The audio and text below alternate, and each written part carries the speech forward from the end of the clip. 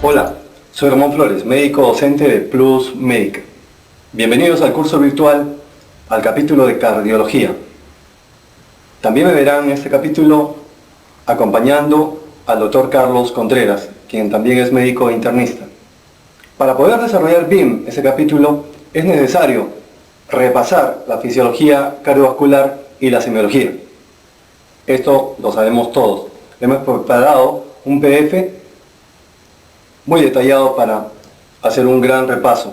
También necesitamos hacer un repaso sobre electrocardiografía y para eso hemos añadido este video. Empecemos pues. La lectura del electrocardiograma no debe ser difícil.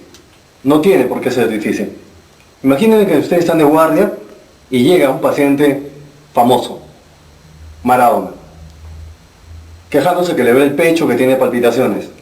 Le toman el electrocardiograma y aparece esto. ¿Qué es esto? Dicen ustedes, es un tremendo garabato.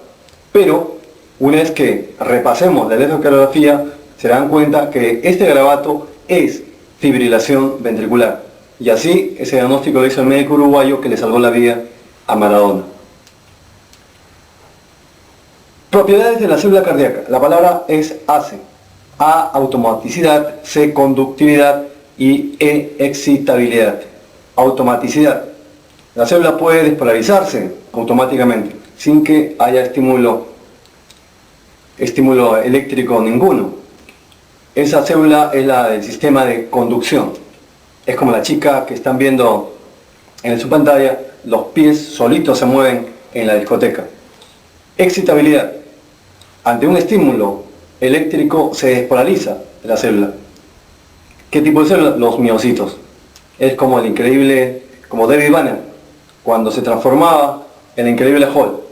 Decía, no me molestes porque no sabes lo bruto y salvaje que me convierto cuando me molestes. Pero David Banner se quedó chico, un bebito de pecho, comparado a la chica que está amenazando a su enamorado. Si alguno de ustedes está pasando por esto, sería bueno que dé su testimonio, porque si no, más adelante, ya como R3 van a terminar así. Pero siempre, a pesar que nos maltraten, hay que mantener la autoestima. Como este gatito que es gatito argentino. Hay dos tipos de células cardíacas, la respuesta rápida y la respuesta lenta. La respuesta rápida es la que realiza el trabajo mecánico, son los miocitos. Tienen un potencial umbral estable, por lo tanto necesitan estímulo eléctrico. En cambio, las células del sistema de conducción son de respuesta lenta y tienen un potencial umbral inestable, por lo tanto pueden despolarizarse automáticamente, sin necesidad de un estímulo externo. La conductividad. Una célula transfiere el estímulo a la otra y a su vez esta a otra. Es lo que se conoce como el efecto dominó. Pasemos ahora a aspectos fundamentales, como cómo está la polaridad en una célula en reposo. La carga interna es negativa y la carga externa de la superficie celular es positiva. En el interior va a haber acumulación de potasio y en el exterior de sodio. Esa es la célula en reposo. Los potenciales. Potenciales de reposo es la diferencia de voltaje entre el interior y el exterior de la célula. Luego, el potencial umbral es la diferencia de voltaje necesaria para que se produzca la despolarización, la activación de la célula. Potencial de acción es la diferencia de voltaje entre la célula y su exterior durante la despolarización, durante la activación. Aquí tenemos las fases de la activación de la célula. En la fase 0 se cierran los canales, se abren los canales de sodio y aumenta el flujo de sodio, como pueden ver en la diapositiva. En la fase 1 los canales de sodio se cierran y disminuye el flujo de sodio. En la fase 2, conocida como fase de meseta, los canales de calcio se abren y aumenta el flujo de calcio y disminuye el flujo de potasio porque se cierran los canales rápidos de potasio. En la fase 3, los canales de calcio se cierran, disminuyendo por lo tanto el flujo de calcio, y se abren los canales lentos de potasio y aumenta el flujo de potasio. Finalmente, en la fase 4 se recupera la carga inicial. Pasamos ahora a despolarización. ¿Qué es despolarización? Es el cambio de potencial de la célula de un extremo a otro. Se va a representar por una flecha. Una flechita cuya cabeza es positiva y cuya cola es negativa.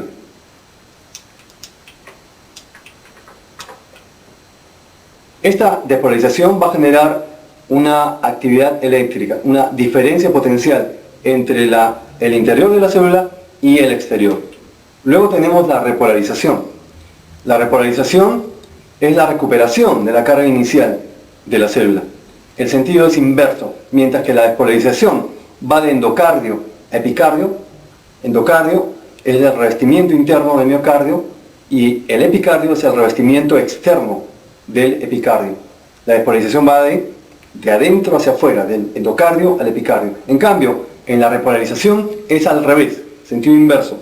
Va de afuera hacia adentro, del epicardio al endocardio. Y la cabeza es negativo. Por lo tanto, donde apunta la cabeza, la onda T, que es la representación de la repolarización ventricular, va a ser negativo. Los potenciales de acción se van a dar lugar en diferentes puntos del sistema de conducción. Tienen el nodo sinusal, el nodo auriculoventricular, el haz de His, las ramas del haz de His y las fibras de Purkinje.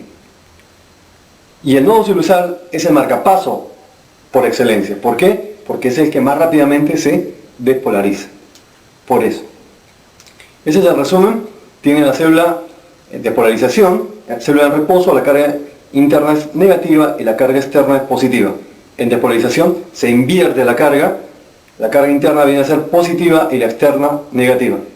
Y en la repolarización se recupera la carga inicial negativa y la carga externa positiva. Los vectores representan cómo va la despolarización, el sentido de la despolarización. Es una flecha, la cabeza es positiva y la cola es negativa. Y la repolarización es en sentido inverso y la cabeza es negativa. Aquí está la representación de una célula, miocito supongamos. Si colocamos electrodos en los extremos y en la parte media, en el extremo izquierdo, a donde se apunta la cola del vector de despolarización, será la onda, la deflexión negativa. En el extremo derecho, donde apunta la cabeza del vector, será la deflexión positiva. Y en el centro, la onda será isobifásica. También, en cuanto a la repolarización, la onda T, a donde apunta la cabeza negativa, la deflexión será negativa. Y donde apunta la cola positiva, la onda T será positiva. Y en el centro, en el punto medio de la célula, será una onda T isobifásica, que tiene una onda positiva y una onda negativa a la vez. Continuamos entonces. ¿Cómo es la activación auricular? Hay dos vectores de activación auricular, como pueden ver en la pantalla, de la aurícula derecha y de la aurícula izquierda. De la aurícula derecha que va de abajo hacia arriba, de atrás hacia adelante y hacia la derecha. En cambio, la aurícula izquierda que va de derecha a izquierda y hacia atrás. Hay un vector resultante de ambas. El vector resultante va en el sentido de la derivación 2, casi es similar, tiene el mismo sentido, casi se superpone a la derivación D2, que está más o menos cerca de a 60 grados. Es el vector de despolarización auricular. Este vector va a ser perpendicular a la onda B1, a la derivación B1. Por lo tanto, en B1 la onda P va a ser isobifásica. No se olviden, ¿dónde es que hay que explorar cómo está, dónde vamos a evaluar la onda P? Es en D2. ¿Por qué? Porque D2 coincide prácticamente con el vector de despolarización de las aurículas. Y en B1 voy a encontrar normalmente una onda P isobifásica. ¿Por qué? Porque es perpendicular al vector de despolarización de las aurículas. Pasamos ahora a la activación ventricular. Hay tres vectores que van a originar la onda Q, la onda R, la onda S. El primer vector, vector 1, es el vector de activación septal que va hacia la derecha.